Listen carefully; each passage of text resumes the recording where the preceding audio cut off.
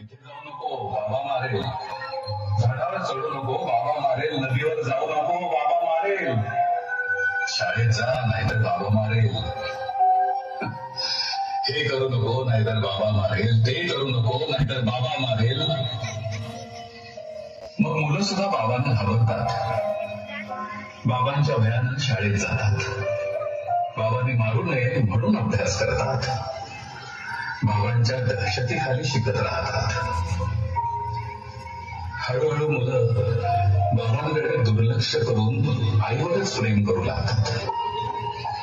मनामधून बाबांना काढून टाकतात आणि आईच्या चरणावरती सर्वस्व अर्पण करतात. बाबांपासून 4 हात लांबच राहतात. मुलं आईचं गाणं गातात, मुलं आईवर कविता करतात. कोणतंच मूल बाबाला दुधावरची साय म्हणत नाही, लंगड्याचा पाय म्हणत नाही, वासराची गाय म्हणत नाही. बाबांसाठी मुलांकडे शब्दच नसतात.